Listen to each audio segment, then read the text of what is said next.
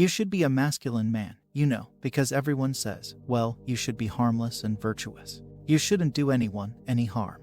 You should sheath your competitive instinct. You shouldn't try to win, you don't want to be too aggressive. You don't want to be too assertive if you want to take a back seat and do all of that wrong. You should be a monster, an absolute monster, and then you should learn how to control it.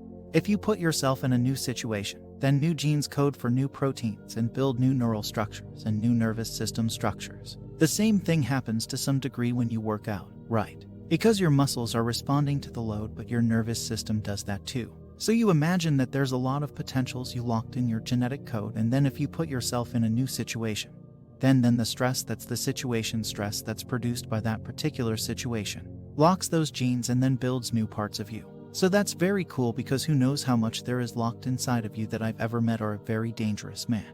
You don't mess with a harmless man is not a good man. Good man is a very, very dangerous man who has that under voluntary control. Women don't even like harmless men. They hate them, they like to applaud them apart. You know what women want are dangerous men who are civilized, and they want to help civilize them. That's Beauty and the Beast. You're harmless, you're not virtuous, you're just harmless. You're like a rabbit isn't virtuous. It just can't do anything except getting eaten. It's not virtuous. If you're a monster and you don't act monstrously, then you are virtuous. You also have to be a monster. Well, you see this all the time. Harry Potter's like that, too. It's like he's flawed. He's hurt. He's got evil in him. He can talk to snakes, man. He breaks rules all the time, all the time. He's not obedient at all, but, he has a good reason for breaking the rules, and if you couldn't break the rules, him and his little clique of rule breaking, troublemakers, if they didn't break the rules, they wouldn't attain the highest goal, so it's very peculiar.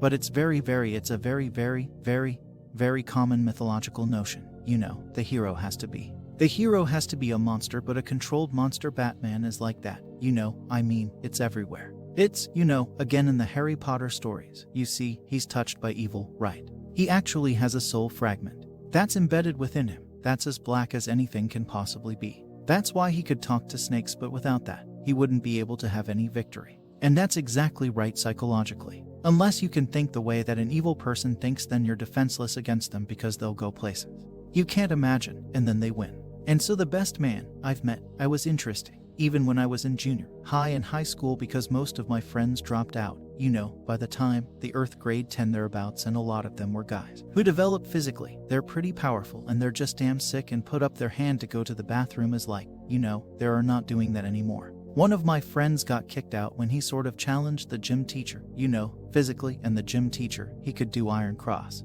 He was a tough guy, and so it was no trivial matter for my friend to stand up to him, but he got expelled anyways. But, I noticed that it wasn't.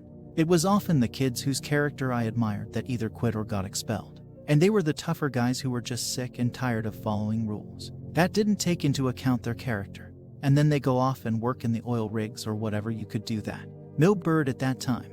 That was really hard work, So it wasn't like they were necessarily taking the easy pass. But like a harmless man is not a good man. A good man is a very, very dangerous man who has that under voluntary control, like one of the central female stories. Let's say if the hero archetype is the central male story, there are variants of hero archetypes that are relevant to women, and one of them is Beauty and the Beast. And Beauty isn't interested in the guy who isn't the Beast. She's interested in the guy who's the Beast, and that's exactly right. She's interested in the guy who's the Beast that can be civilized and disciplined. There are no safe places. And the next issue is, do you really want a safe place? Is that what you want? You want to be so weak that you want to be protected from threat. What the hell kind of life is that? You're a paralyzed rabbit in a hole. That's no life for a human being. You should be confronting danger in the unknown and malevolence. Because, and the reason for that too, is this is the weird paradox. And I believe this is the paradox. First of all, that was discovered in part by a Buddha, but also laid forth very clearly in Christianity, which is that the solution to the problem of tragedy and malevolence is the willingness to face them now. Who the hell would ever guess that it's completely paradoxical? It's a completely paradoxical suggestion. Is that, well, why does it work? Well, because the more you confront the two of them, the more you grow, and maybe you can grow so that you're actually then the chaos and malevolence itself. And you think, well, what's the evidence for that? And that's easy. That's what people do. That is how we learn. Like, every time you expose your child to something new, a playground, what are they exposed to? Chaos and malevolence. Now, there's more to it than that, obviously, because kids play and they promote each other and they form friendships and all of that. But in the playground itself, there is the complexity of the social structure and the malevolence of the bully. It's right there. R and the Q throw your kid in there and you say adapt and they do okay. So they can do it on a small scale. It's not trivial, but the playgrounds are complicated places the kid can adapt to. Well, how much can you scale that up? Can you scale that up from the chaos and order and malevolence of the playground to chaos and order and malevolence itself? Well, that's the question.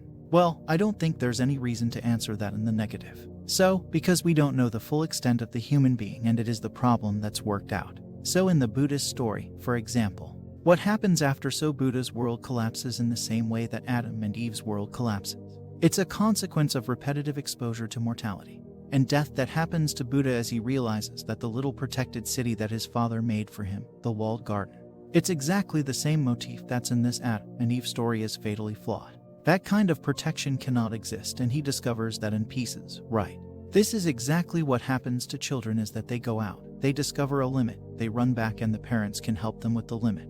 They run out, they discover the limit, they run back, but at some point, they run out, they discover a limit, they run back, and the parents have nothing to say to them because they've hit the same limit that the parents hit. Just like, well, what are you going to do with your life? How are you going to operate in this archetypal universe while your parents can only say, well, they can say you identify with the proper archetypal figures. They do that. They at least act that out for you. But at some point, it's a problem that they cannot solve for you without making you weaker. Now, you can tell, I think, one of the best, there are two pathways to the development of the shadow, and they're tightly aligned with one another. The fundamental pathway is truth, and that's to face the bitter truth about yourself.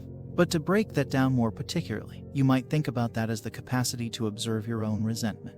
You're going to be resentful and bitter in many situations because you don't get what you want. And if you watch that resentment bitterness, you'll see that it produces fantasies that can be unbelievably dark.